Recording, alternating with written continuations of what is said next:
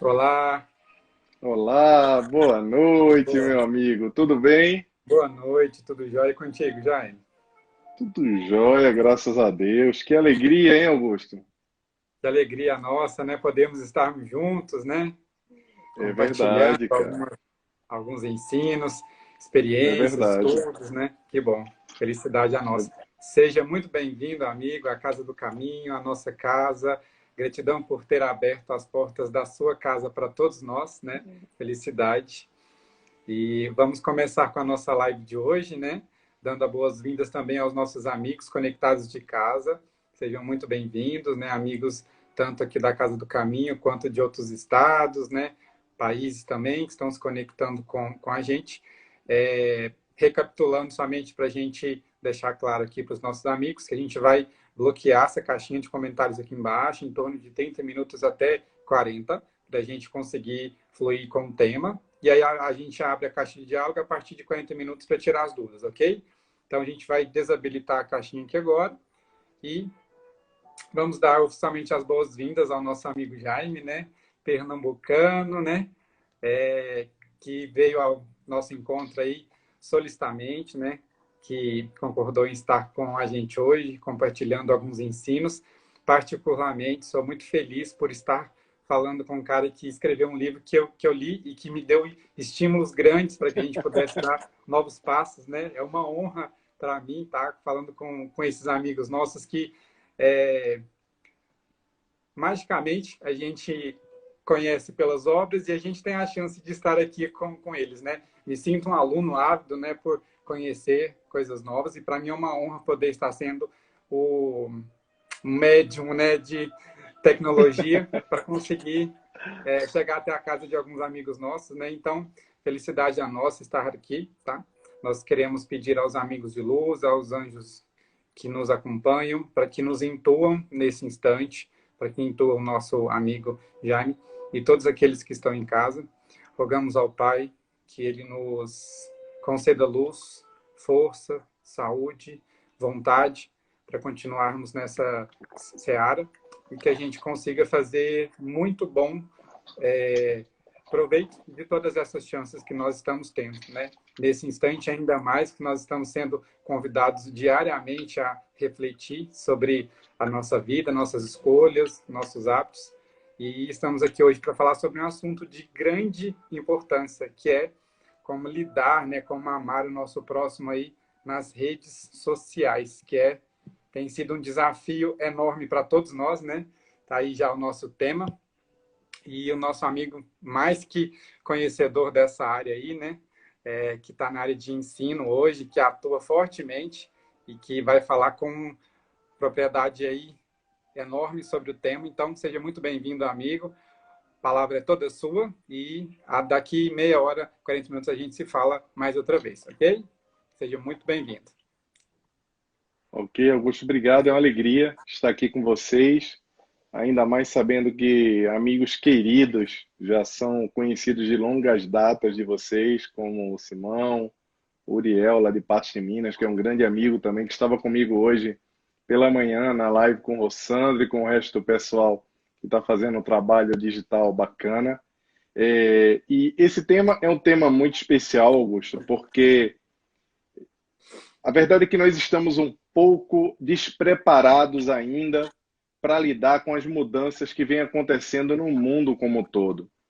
Nós nascemos, eu não sou nativo digital, muito provavelmente você não é também, que são as pessoas que já nasceram com o Google na mão. O Google já estava ali na mão, ou seja, com 1 ano de idade ou menos, já estava consumindo alguma coisa das gigantes digitais.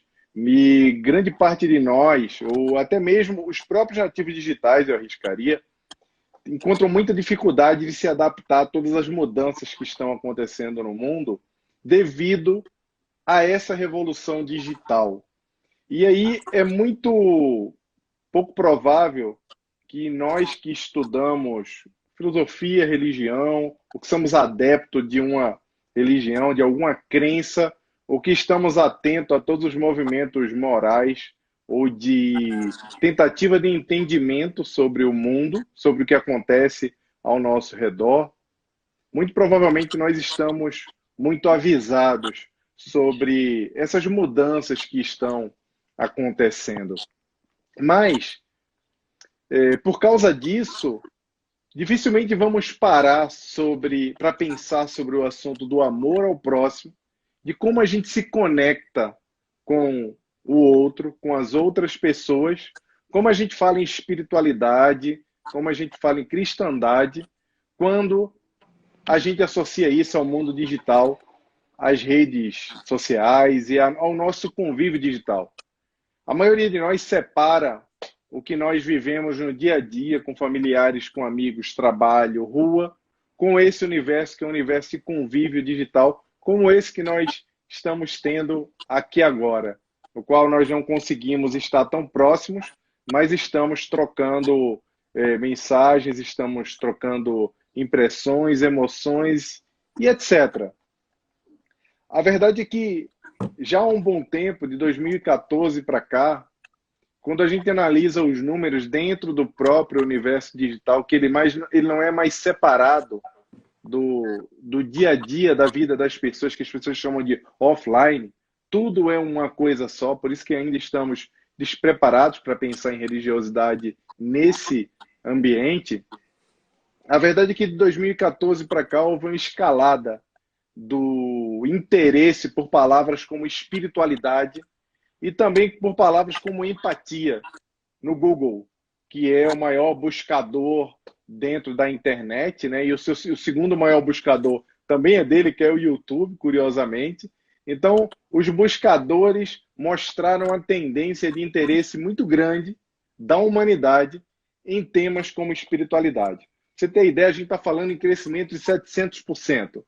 Isso quer dizer que nunca houve tanto interesse por compreender os aspectos da espiritualidade e de palavras como empatia também, que é caracterizada como uma habilidade do século XXI, ou como uma competência prioritária para nós sermos bem-sucedidos, tanto na vida social como na vida social, no século XXI. Que é agora, a gente às vezes esquece que a gente está vivendo o século XXI. Por causa disso, a gente tem visto também uma escalada do interesse das pessoas por gurus nas redes sociais, por conteúdo positivo. Pessoas buscando se conectar com outros indivíduos que usam a internet para passar conteúdo positivo, conteúdo bom, conteúdo animador, conteúdo que faça com que elas se sintam bem. A verdade é que isso vem acontecendo por uma razão muito óbvia. A dor continua perene, continua existindo na nossa vida, quer nós estejamos convivendo no mundo digital, no chamado universo digital, quer nós estejamos convivendo em família. A dor continua fazendo parte da nossa vida e por causa da dor, por causa do incômodo, nós estamos procurando nos conectar mais com essas pessoas que trazem conteúdo positivo. Esse interesse pelo amor, pela espiritualidade, esse interesse por palavras importantes que caracterizam uma busca pelo autoconhecimento, uma busca por uma melhoria íntima, por uma reforma íntima, é um bom indicador. Mas a gente não pode efetivamente apontar, dizer, afirmar que por causa dessa busca por palavras como essas e por conexões como essas na internet, estamos vivendo em tempos de paz. Não podemos afirmar que hoje em dia nós nos encontramos no ambiente em tempos de paz. A palavra empatia, por exemplo, ela nunca foi tão ouvida. Você ouve empatia por toda parte. Eu não sei se aconteceu com você depois que leu o livro, você passou a ouvir mais, ou se já ouvia muito, e aí o título do livro te capturou. Mas essa palavra ela vem sendo evocada também não só pelo interesse nas pessoas em se conectar de uma forma melhor com as outras. O interesse nessa palavra vem aparecendo porque atualmente nós estamos experimentando com intensidade nunca vivida antes a ascensão do egoísmo, da intolerância, do ódio, por incrível que pareça, e do retorno à nossa história, ao nosso convívio, de disfunções humanas, vou chamar de disfunções humanas, que a história parecia já ter enterrado, que parecia não fazer mais parte do nosso cotidiano.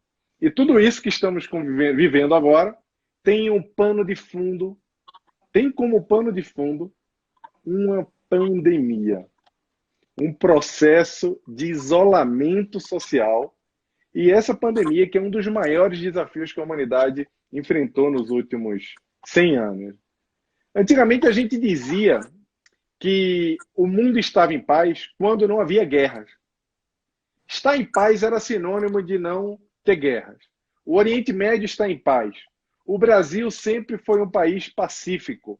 Os Estados Unidos está tudo em paz porque eles não estão em guerra com ninguém. Então essa atribuição, classificar que um povo estava em paz ou o mundo estava em paz, era um sinônimo de que não havia grandes guerras, grandes conflitos armados. E aí, só resgatando na história, a gente lembra que antigamente, estou assistindo uma série chamada The Tudors com a Catarina, antigamente as guerras eram por conta de terra. As pessoas, os reinos precisavam crescer organicamente, precisavam dominar a economia por meio da agricultura. Ter mais terra significava mais produção agrícola e mais riqueza. Depois, o mundo mudou e os conflitos viraram conflitos pelo protagonismo industrial. Eram conflitos socioeconômicos, para apontar quem efetivamente tinha razão ou quem mandava mais no mundo por meio do desenvolvimento industrial. Agora o cenário mudou completamente. E as guerras hoje em dia, os conflitos, eles não se dão mais nessa proporção gigantes e na proporção macro, e não existe um epicentro que a gente poderia classificar como prioritário para esse tipo de conflito. Porque os conflitos hoje são conflitos individuais. E o que as grandes organizações, o Estado e etc., o que interessa hoje, nesses conflitos, é o controle do indivíduo. E o controle do indivíduo, eu não falo controle do indivíduo, resgatando aqui a sociedade do controle de Foucault e etc. Não é isso. É o controle digital para entender exatamente o que nós pensamos, como nos comportamos, como podemos comprar mais, em quem vamos votar, o que pensamos sobre política. Tudo isso hoje já é muito fácil de se identificar por meio das análises digitais que as grandes empresas, as grandes corporações e o Estado já é capaz de fazer. Mas, apesar desses conflitos todos ao longo da história, a gente resgatando da agricultura até agora, apesar de pandemias, apesar de toda essa luta pela hegemonia de povos, de nações, apesar de tudo isso, a Boa Nova continua intacta. Apesar de tudo que aconteceu no mundo, apesar de tudo que vem acontecendo agora, e algumas pessoas se sentem extremamente angustiadas com alguns níveis de conflitos que acontecem tanto do ponto de vista social, coisas como o que está acontecendo nos Estados Unidos agora, as manifestações por conta de racismo, e também por conta de algum nível de polarização política que existe no Brasil. Eu falo algum nível porque hoje em dia a gente não pode mais falar em polarização, porque já não existem mais dois lados. Existem múltiplos pensamentos que é bem difícil. Quando a gente fala em polarização no Brasil, a gente está um pouco estacionado no passado, em 10 meses, 12 meses, 2 anos, o que mostra a velocidade com que o mundo vem mudando. Mas a Boa Nova, a busca por palavras como espiritualidade, por palavras como empatia, a conexão por conta de um autoconhecimento, vem trazendo uma outra face do que vem acontecendo de transformação no mundo, em especial quando a gente analisa, a gente nunca viu tanta gente seguindo e buscando conteúdo de professores, de filósofos, de psicólogos como o Rossandro, de professores como Cortella e por aí, Clóvis de Barros e por aí vai. A gente é capaz de citar aqui uma dezena, centena, talvez, de pessoas muito importantes ou muito que têm um conteúdo muito bacana que estão sendo seguidas. E esse interesse pelo conteúdo bom, pela espiritualidade, esse interesse por Jesus, pelo Evangelho, por compreender um pouco melhor coisas que nos fazem bem, tem como pano de fundo, nesse momento, a escalada também de ações que vem acontecendo, tanto do ponto de vista individual, como do ponto de vista coletivo, no campo do bem. As ações que eu falo muito, aqueles bilhetes de elevador que as pessoas colocavam para as pessoas de grupo de risco para poder apoiá-las, que surpreendentemente nos causou assombros, surpreendentemente porque era para a gente achar isso normal e a gente, quando começa a ver boas ações, a gente causa uma estranheza. A gente viu abrigos de animais como lá em Chicago, que nunca tinham zerado a quantidade de animais que tinham lá dentro, né, para adoção, zerarem pela primeira vez na história. Isso mostra um movimento que a solidão também trouxe as pessoas, fez com que as pessoas procurassem também adotar mais animais e, ao mesmo tempo, aqueles que tinham animais, não abandoná-los também. Isso são ações assim pontuais que a gente pode trazer. O trabalho do Amigos da Luz, lá em Recife, que todo dia vão à noite entregar refeições nas ruas. Antigamente eles faziam isso de 15 em 15 dias. Desde que a pandemia iniciou, eles começaram a fazer isso todos os dias. Isso quer dizer Anjos da Noite, desculpa. Amigos da Luz, eu estou pensando em Amigos da Luz. Anjos da Noite. Isso mostra o quanto as pessoas estão se unindo, estão se conectando também. Apesar de toda a confusão, existe um movimento do bem que vem acontecendo. Obviamente, a gente vem ouvindo falar bastante do mal e as notícias, em especial dentro da internet, elas acontecem com uma velocidade assombrosa. É uma velocidade, você entra no Twitter, então, você é capturado pela onda da polemização. Porque a gente vive um momento que é um momento no qual as pessoas estão com os nervos à flor da pele. Apesar de estarmos vivendo uma pandemia, e por que estamos vivendo uma pandemia e, ao mesmo tempo, estamos isolados em casa, esse silêncio que tem lá fora, esse silêncio, esse mundo que parece estar parado, ele revela um barulho. Ele revela uma zoada, como se fala em Recife. Aquele silêncio revela um tumulto, um barulho que existe dentro de nós mesmos, que existe na nossa cabeça, nas nossas relações sociais, no nosso dia a dia. Muitos desses barulhos que a gente vinha evitando entrar em contato com eles. E aí, quando a gente entra nas redes sociais, quando a gente começa a ver as pessoas se degladiando, brigando, se desrespeitando, nós ficamos abismados com essa escalada da falta de amor, para não chamar de ódio, de desamor. O curioso, Augusto, é que isso a maioria de nós aqui lembramos.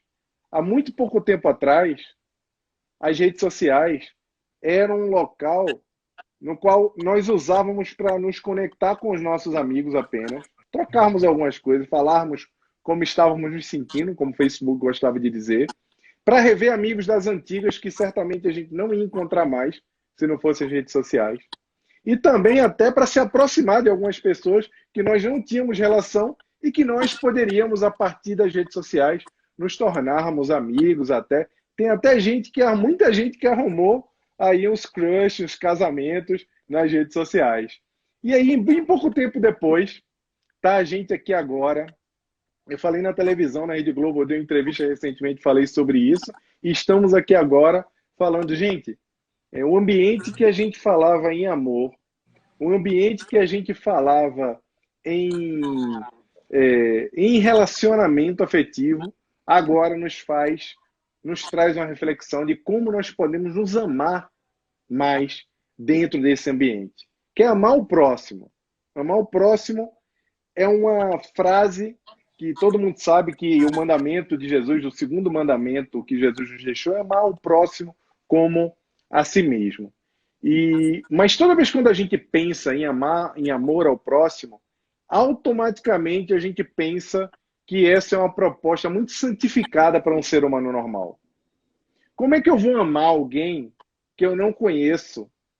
Como é que eu vou amar alguém que está ali digitando coisas na internet de uma forma agressiva, de uma forma tosca, ofensiva aos outros, ou que está disseminando fake news, ou causando um prejuízo a um grupo qualquer? Como é que eu vou conseguir amar esse indivíduo? Como é que eu vou conseguir não reagir com raiva? E o que é pior, que é mais difícil, Augusto, como é que eu vou identificar que um tipo de mensagem, um tipo de comunicação, contato que eu tenha, seja por grupo de WhatsApp, seja por mensagem que eu receba, seja por redes sociais, não é alguma coisa maldosa, alguma coisa que vá fazer mal? Como é que eu vou identificar isso? É tão difícil a gente identificar. Hoje mesmo eu recebi uma mensagem no grupo que tinha uma série de coisas falando sobre a pandemia. E lá estava anexado o endereço da instituição americana que pesquisa e controla a pandemia nos Estados Unidos, né? E aí, se você simplesmente lê aquilo e não entra para checar, estava lá. Algumas coisas verdadeiras, outras mentiras. Se você passa para frente, você está prejudicando e você pode contaminar, ajudar pessoas a se contaminarem. Se você ajudar pessoas a se contaminarem, você está, de alguma forma, incorrendo num engano gravíssimo. Você está prejudicando algumas pessoas de uma forma que pode até ser fatal. Então, me perguntaram uma vez, como é que eu vou identificar se uma mensagem, se um contato, ele está fazendo com que eu me sinta, com que eu me sinta prejudicado, com que eu esteja prejudicando alguém? Ou como é que eu posso identificar se isso aqui é alguma coisa que efetivamente é produtivo para a minha cabeça, é produtivo para a minha mente, se eu devo dar atenção àquele conteúdo? Eu respondi para as pessoas de uma forma bem simples, que é uma forma muito prática de você identificar se você deve ou não continuar interagindo com aquela ação, com aquele conteúdo, com aquela pessoa, com aquela liderança, com aquela força que está mandando essa mensagem para você, não importa onde.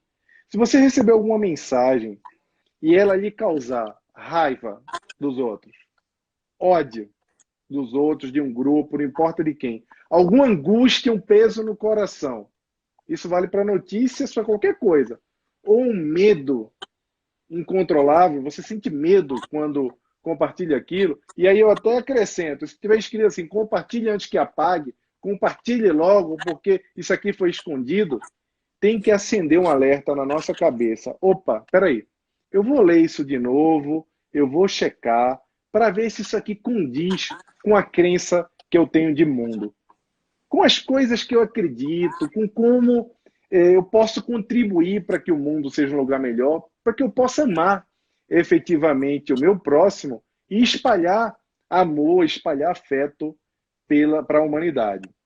Em momentos de crise, eles nos convocam a revisitar a questão 625 do Livro dos Espíritos, quando Kardec pergunta qual que é o modelo e guia que a humanidade tem para ser seguida.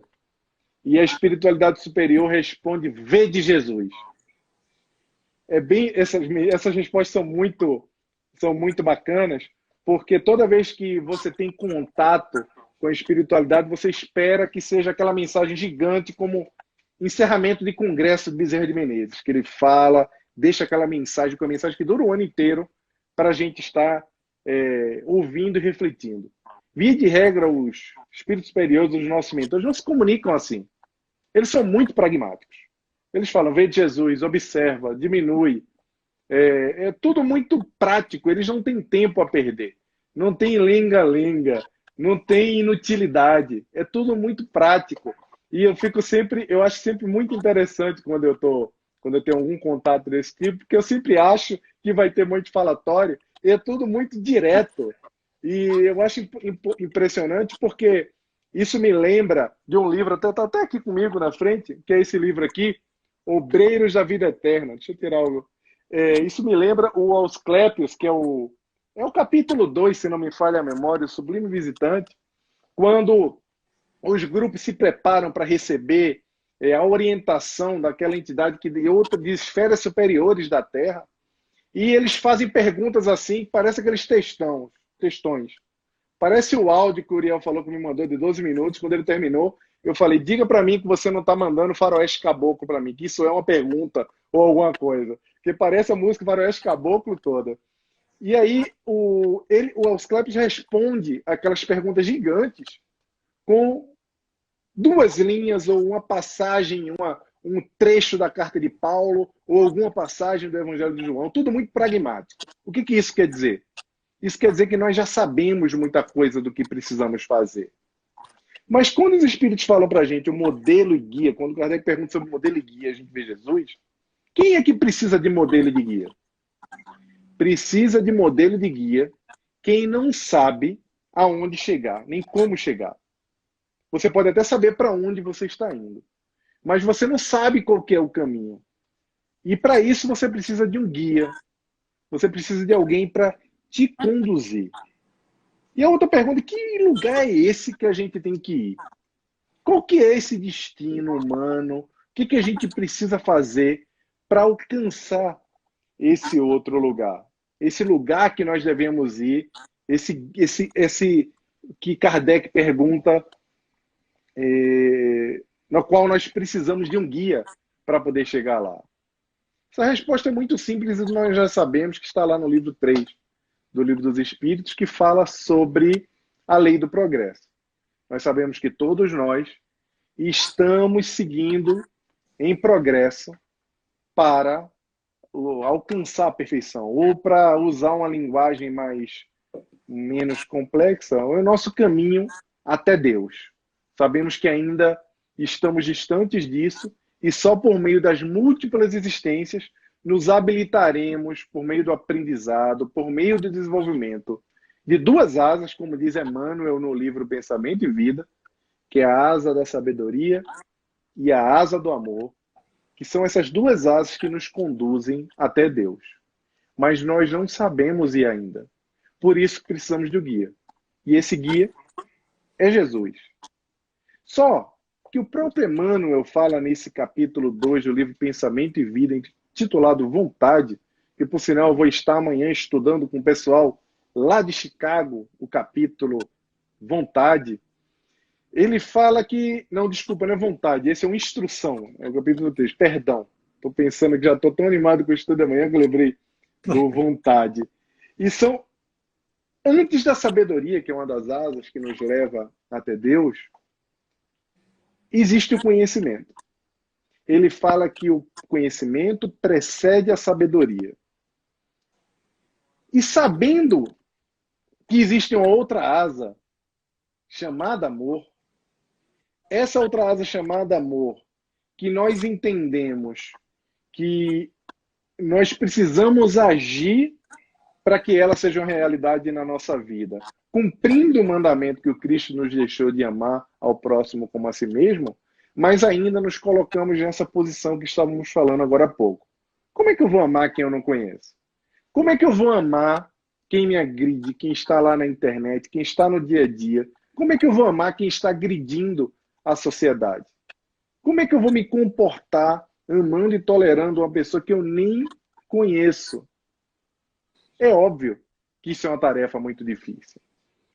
A proposta de amar o próximo como a si mesmo, sem fazer essa reflexão, é uma proposta fanática. Porque nós só efetivamente amamos quem nós conhecemos. Os indivíduos que nós conseguimos aprofundar uma relação. Porque antes do amor acontecer, outros sentimentos, outras ligações precisam acontecer para efetivamente nós precisarmos amar. Mas Jesus, na sua infinita bondade, na sua misericórdia, que nunca nos abandonou, apesar de todas as nossas dificuldades, todas as nossas impossibilidades morais, apesar de todas as coisas que nós precisamos aprender, nos deixou uma dica de como nós caminharmos para o processo de amar ao próximo como a si mesmo. E essa dica tem, inclusive, no Evangelho segundo o Espiritismo, quando ele estuda a parte do amar o próximo como a si mesmo, logo em seguida, que é a regra de ouro, que os sábios falam há muito tempo, que eles falam que nós devemos fazer aos outros aquilo que gostaríamos que os outros nos fizessem. E o que é fazer aos outros aquilo que gostaríamos que os outros nos fizessem? O que é tentar interpretar a dor do outro, tentar interpretar o que o outro espera, como o outro quer ser tratado, da mesma forma como nós gostaríamos de ser respeitado, tratado e etc. Isso é empatia. Isso é o início do processo da empatia. Então, assim como o conhecimento precede a sabedoria, a empatia precede o amor. E são dois movimentos que nós fazemos para poder desenvolvermos essas asas que vão fazer com que nós cheguemos ao nosso Criador. Porque nós precisamos nos tornar agentes de mudança nesse mundo. Só sairemos efetivamente desse processo de inércia e nos tornaremos agentes de mudança no mundo quando tivermos a capacidade de nos colocarmos no lugar do outro. De fazer com que a nossa interação com as pessoas, com a sociedade, seja uma interação que nos leve a uma reflexão de como é a história do outro, sem julgamento. E esse é o primeiro ponto, o primeiro passo que a gente dá para poder construir esse processo de afeto, de amor, de esvaziamento da mente para que a sua mente não vibre ódio. É comum você estar num grupo de WhatsApp, você receber uma fake news, você ver alguma coisa agressiva, você se manifestar de alguma forma, mesmo que não seja ofensiva, ou você trazer um conhecimento, trazer um fato, e você ser agredido sem nem você ter feito nada. E quando falo ter feito nada, é ter feito nada mesmo, não ter falado com ninguém, não ter reclamado com nada, você só ter trazido algum fato. E não estou falando de política, eu estou falando de qualquer coisa, como, por exemplo, o uso de uma vacina, ou como, por exemplo, o início da xenofobia, que é uma coisa que incomoda bastante. Pouca gente sabe, mas quando a gripe espanhola alcançou proporções alarmantes no mundo, os judeus foram culpados como povo pela disseminação da gripe espanhola. E isso foi muito doloroso para o povo judeu, a ponto de precisar que o Papa fizesse uma intervenção, como se estivesse inocentando eles por esses problemas, porque eram pessoas que viajavam muito. E aí nós, como temos mania de colocar a culpa nos outros, como ainda temos esses gatilhos mentais que nos acompanham por centenas e centenas de anos, basta uma luzinha, basta uma provocação para que aquele ódio, para que aquela animosidade que nós tínhamos, o que nós temos guardadas entre nós, que são os reflexos do nosso passado, se torne uma realidade e nós comecemos a agir e reagir de uma forma violenta. Isso me lembra muito o filme O Coringa. Eu gosto de falar bastante no filme Coringa. Eu fiz até um post, tem um bom tempo no meu Instagram, sobre o Coringa. Porque foi um filme que me chamou muita atenção. As pessoas falavam muito que era um filme que tentava absorver toda a loucura e maldade do Coringa. E quando eu fui ver o filme, eu interpretei de uma forma completamente diferente, escrevi as minhas considerações, porque eu comecei a pensar nos microcrimes que eu poderia estar cometendo no mundo. E todos nós precisamos estar atentos a todos os microcrimes que nós cometemos na nossa vida. O que são esses microcrimes? É na fila do banco, é na fila da padaria, É num contato no Twitter, no Facebook, a hora de calar quando você sente que aquilo ali pode gerar um conflito maior. É você não ser agressivo no teu dia a dia, dentro de casa, quando você vê que o teu cônjuge, ou teu irmão, ou a tua mãe está num dia difícil, ou está num momento difícil, ter a capacidade de interpretar aquilo e engolir a tua raiva, naquela raiva que dá, assim, eu vou dar patada de volta, e você não segura, é um momento ruim, deixa passar, eu vou amargar um pouquinho isso tudo. E esse tipo de microcrimes nós cometemos o tempo todo, inclusive no ambiente digital. Porque esse excesso de informações, Augusto, e pessoal que está nos assistindo, o excesso de informação, o excesso de conteúdo, é muita coisa na internet o tempo todo. Talvez a gente está nessa live aqui, tem umas 10 lives acontecendo, tem outra no YouTube, tem uma série de conteúdos que foram produzidos hoje. É muita informação, é muita notícia, notícia ruim, notícia boa. E esse excesso de confiança faz com que as pessoas... tem feito com que as pessoas mudem o comportamento. Isso faz com que essa instabilidade seja um ambiente propício para que a animosidade ela seja instalada nas redes sociais. Em especial porque as gigantes digitais, os algoritmos das redes sociais, descobrindo que não importa se você está amando ou odiando, aquilo gera engajamento. E engajamento que eu falo é o seguinte, gente, quando a gente vê um conteúdo que a gente não gosta, quando a gente vê uma treta, para falar uma linguagem bem direta, a gente quer ficar mais tempo lá dentro. A gente quer ficar vendo, a gente é capturado por aquilo. Espíritos imperfeitos que somos, ainda somos compelidos a consumir as coisas que despertam em nós essa animosidade. E isso a gente precisa ter muita cautela, ter muito cuidado, porque essa polarização, essa discórdia, essa falta de confiança que acontece no ambiente digital, elas são milimetricamente desenhadas por estratégias. Se a gente não tiver muito pensamento crítico, se a gente não tiver muita capacidade de entender o que está acontecendo no universo digital, reforçar os valores, fazer aquele trabalho que eu falei, que é de tentar entender o que aquela mensagem provoca na gente, o que aquela provocação está nos trazendo de emoções. Se a gente não procurar usar o pensamento crítico, a gente pode entrar numa onda de depressão, numa onda de tristeza e até mesmo numa onda de animosidade. Eu falei hoje mais cedo na live que tem uma mudança no formato da sociedade que aconteceu com o advento do mundo digital, que ele é muito importante de ser observado. Na sociedade anterior, que é uma sociedade mais controlada, as pessoas queriam se rebelar. Elas, como eram extremamente controladas, quando era extremamente tudo restrito, tudo era não pode falar, não pode vestir, as pessoas queriam rebelar e ter voz por causa disso, e algumas anomalias que aconteciam dessa rebeldia era a delinquência, era o anarquismo. Hoje em dia nós vivemos a sociedade do tudo pode.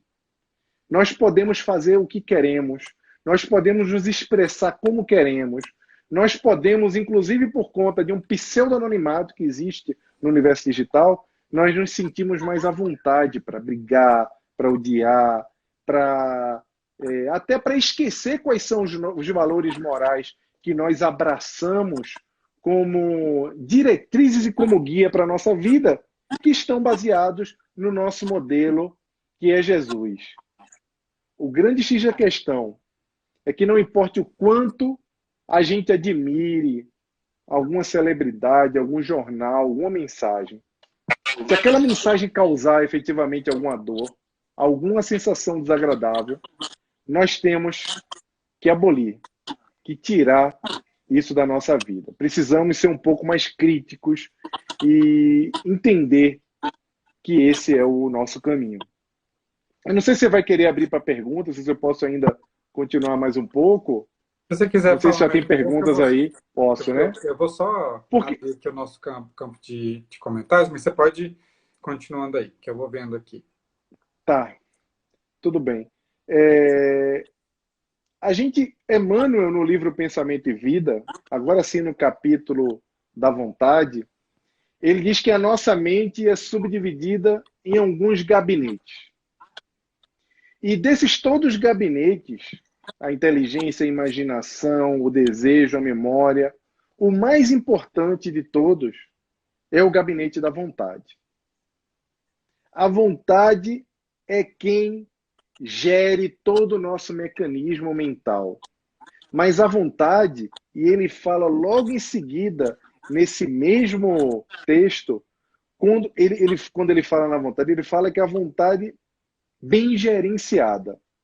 A vontade, quando ela é direcionada por um processo de compreensão que nós temos das coisas que nos cercam ao redor. Por isso que toda vez que a gente traz a empatia como essa precursora do processo, traz a empatia como um vetor da vontade de mudança para um mundo melhor. Porque você se exercita em se colocar no lugar do outro, a entender que o outro, a história do outro é diferente da sua, o pensamento do outro, que constrói os gatilhos mentais, inclusive na perspectiva reencarnacionista, é outro, a gente consegue dar passos significativos para nos tornarmos pessoas melhores. Isso me lembra bastante uma história, que é uma história que aconteceu com o escritor Kafka. O Kafka, tão famoso, é um dos maiores escritores do século passado, que escreveu a Metamorfose, o Processo, tem uma série de contribuições aí do Kafka, e ele realmente é tido como um dos gênios da literatura do século passado. E o Kafka, perto já de desencarnar, ele já estava muito doente, ele precisava fazer caminhadas ao ar livre.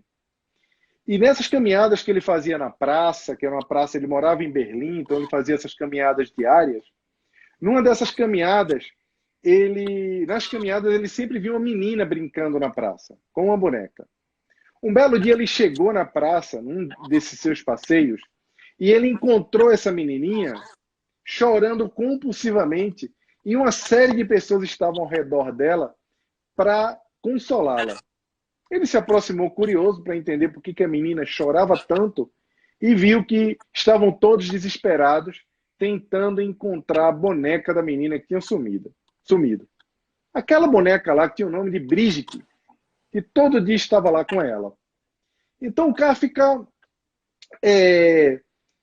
teve uma ideia genial, ele ficou extremamente abalado com a dor daquela menina, com o choro daquela menina, e ele, para consolá-la, ele teve uma ideia que eu considero genial.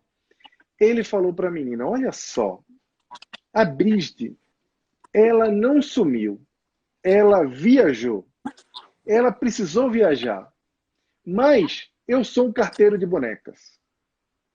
E ela mandou uma carta para você.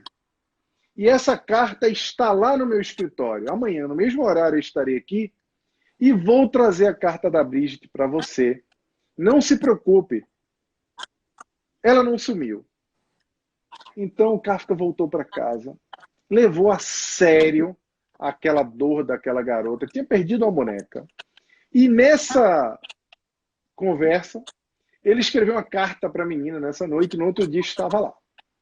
Entregou a carta para a menina, e aí na carta a Brigitte relatava o passeio que ela estava fazendo ao redor do mundo.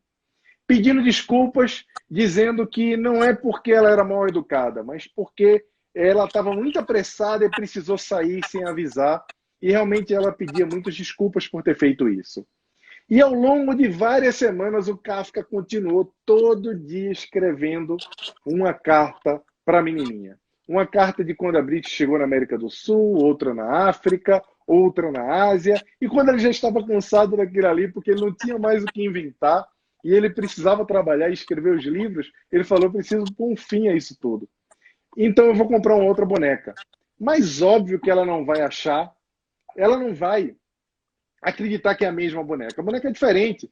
Então, eu tive a ideia, eu vou escrever uma carta explicando por que que a boneca mudou. Então, quando a menina recebeu a boneca diferente, estava lá uma carta que dizia o seguinte: olha, talvez você estranhe como eu estou agora e você ache que não sou eu, mas eu viajei tanto e eu mudei muito. Conheci muitas pessoas, muitos lugares, então eu mudei completamente quem eu sou. Eu espero que você goste da minha nova aparência. E assim o Kafka resolveu essa questão da Briste. Essa garota cresceu, virou uma mulher, guardou essa boneca com muito carinho e já na idade adulta, ela abrindo a boneca quebrou, não sei bem ao certo como aconteceu, ela encontrou um último bilhetinho que estava lá dentro da boneca. E esse bilhetinho que o Kafka colocou para ela dizia o seguinte: dizia que ao longo da vida, provavelmente você vai perder muita coisa e muita gente que você ama, mas o amor vai encontrar uma forma de voltar até você. Essa lição é que nós precisamos lembrar o tempo todo. Que o amor que nós damos, ele de alguma forma sempre vai voltar para nós. Ainda não sendo santo, ainda não podendo nos tornar aquela pessoa perfeita, impecável, que enxerga nos outros um irmão com um ar de fraternidade, como digno de um espírito puro, que não tem nenhuma intervenção da matéria, da matéria no espírito. Não conseguindo fazer isso ainda, a gente pode exercitar, se colocar no lugar do outro, tentar compreender que o diferente não tem problema nenhum, é só diferente. E se a gente respeitá-lo e olhá-lo sem julgamento, nós seremos muito mais felizes também.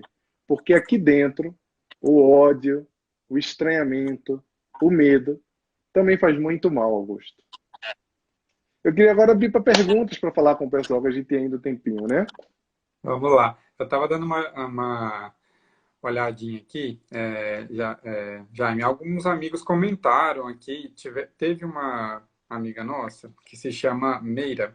Ela comentou aqui, perguntou se nós, seres humanos, estamos mesmo em processo de evolução. Ela comentou que aparentemente tem piorado. Comenta um pouquinho para a gente sobre o que ela tem dito aí, por favor. Qual é o nome dela? Deixa eu confirmar aqui. Meira. Meira. O que acontece, Meira? O mundo melhorou muito. Você já vou te dizer de partida, de cara, papo reto, como se fala numa linguagem popular. Nós temos melhorado e evoluído muito, não é pouco. A grande questão, tem uma ligação um pouco com o que eu acabei de falar, é que o excesso de conteúdo que a gente tem consumido, em especial o conteúdo negativo, tem dado a percepção de que nós estamos piorando, de que o mundo está piorando. Tem vários elementos, se você quiser depois dar uma olhadinha, procura uma palestra minha chamada Empatia e Espiritualidade, é bem fácil achar no YouTube. Você vai ver que eu levo uns 15 minutos explicando por que o mundo melhorou. Só para te dar um indicador, tá? Como estamos evoluindo. Há bem pouco tempo atrás, na metade do século passado, não tem muito tempo mesmo, nós estamos no início ainda do século XXI, um terço das crianças nem vingavam, como os mais velhos diziam. As crianças desencarnavam antes de se tornar adultos. A mortalidade infantil era de mais ou menos 30%. Hoje a mortalidade infantil em alguns lugares do mundo é abaixo de 1%. E no Brasil, só no Brasil, para você ter ideia, dos anos 70 para cá, nós diminuímos a mortalidade infantil para menos de 1/3. Isso é um indicador, que é um indicador social, um indicador de saúde pública, mas isso mostra um pouco o quanto estamos evoluindo como ser humano. Se você está falando do ponto de vista individual, o quanto o ser humano ele tem se mostrado mais agressivo, ele tem trazido que o mundo está mais violento, eu queria também te trazer um outro indicador, é que hoje em dia desencarnam muito mais pessoas por suicídio do que por guerras, por conflitos armados, por seres humanos se matando por conta de guerra. E um outro indicador mais apavorante ainda. Hoje em dia, morrem mais pessoas por distúrbios da obesidade do que por fome no mundo. Então, isso mostra que o mundo tem se calibrado e tem evoluído. O que acontece é que as comunicações, a forma como o ódio, a raiva, as notícias ruins têm impactado, o mal tem impactado a nossa timeline, digamos, as redes sociais em especial, tem dado a percepção negativa de que o mundo piorou. Um outro indicador, só para fechar, a gente iniciou aqui essa conversa apontando que a busca pela palavra espiritualidade no Google aumentou 700% em 5 anos. Isso já diz bastante para a gente. Diz bastante. Porque mostra que as pessoas estão procurando se conectar com coisas boas, estão tentando se descobrir. O Márcio fez uma colocação muito boa e é uma que eu queria te fazer também. Ele já falou aqui que você mesmo, Tá. nessa live de hoje, comentou que o primeiro passo para praticar a empatia é ouvir o outro, né? Ele gostaria de saber se você conseguiria dar alguma dica de como aguçar isso em um dia a dia cada vez mais atribulado, com redes, né? Enfim, e-mails, tudo que a gente tem acesso hoje. Qual é a sua dica para a gente conseguir concentrar isso um pouco mais firme, né? Excelente ponto. Duas coisas. A primeira coisa assim, prática, direta, que poucas pessoas conseguem fazer é meditar. Meditar é uma técnica que ajuda as pessoas a manter esse equilíbrio no meio de do excesso. A outra coisa, para quem ainda não consegue meditar, mas quem consegue já parar para refletir sobre a necessidade, e aí, Carlos é o nome dele. Carlos, isso é um problema que eu tenho, que muita gente que eu conheço tem também, que é qual é a hora que a gente consegue ouvir mais, que a gente consegue calar. É um exercício constante. Então, não é uma habilidade que você desenvolve de uma hora para outra. Você vai exercitando até efetivamente se tornar um hábito. É ouvir, tentando esvaziar a mente, tentando, para não julgar a pessoa que está falando ou que está agindo. Quando você pratica ou não julgamento, quando você esvazia a tua mente e entende, poxa, essa pessoa aí, ela passa muita fake news, mas, poxa, ela deve participar de uns 10 grupos de fake news, ela deve conviver só com pessoas que compartilham fake news, ela nunca comprou um livro, não tem capacidade de fazer esse julgamento, eu estou lendo pra caramba, tem pessoas bacanas ao meu redor, que me fortalecem nas minhas crenças. Então, ela não teve a oportunidade que eu tive. É o Grande Gatsby, um grande clássico, tá até por aqui, ó. Aqui, ó, o Grande Gatsby. Primeira página do Grande Gatsby, esse livro aqui, ó, do Fitzgerald, que fala o seguinte: o pai dele dizendo para ele que nem todo mundo teve a mesma oportunidade que a gente. Então, preste atenção.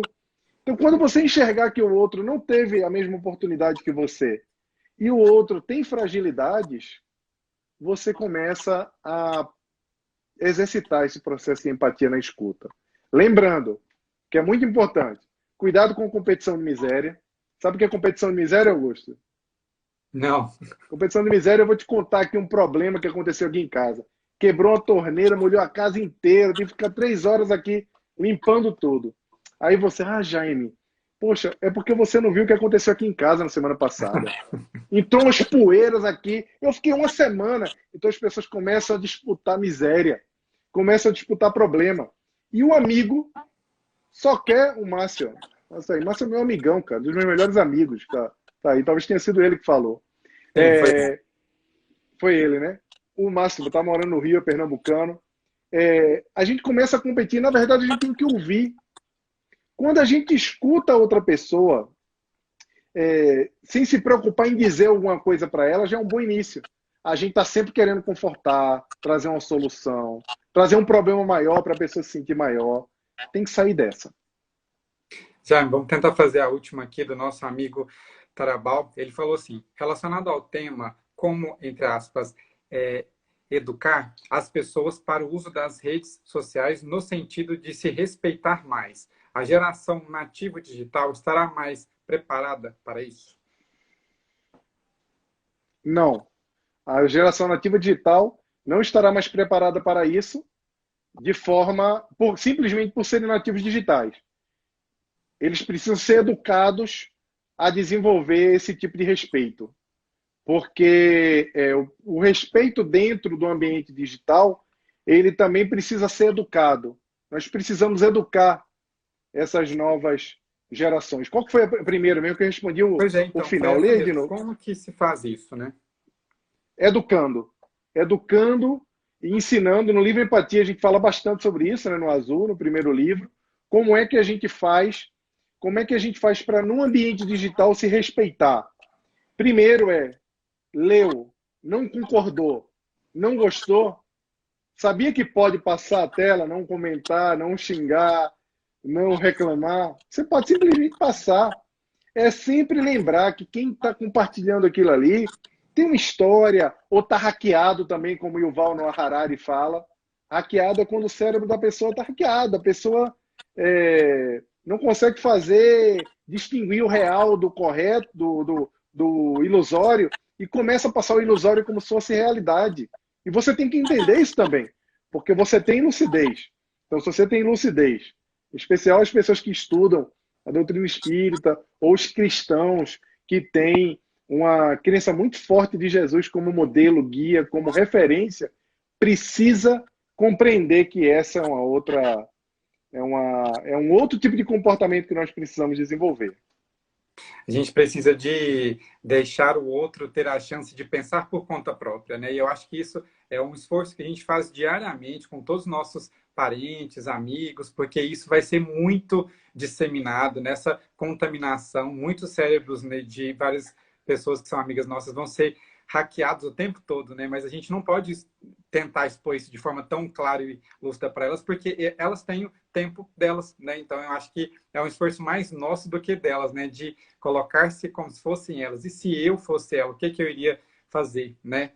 Meu amigo, é com pesar que eu digo que nosso tempo está findando já, infelizmente. É sempre muito bom, o tempo passa muito rápido, são assuntos proveitosíssimos e, mais uma vez, gratidão por estar aqui, por ter vontade, né, de estar aqui, né, já que o seu estudo lá é sobre isso, e que Deus possa te dar ainda muita mais vontade, muito mais saúde, né, e disposição para estarmos mais vezes juntos, tá bom?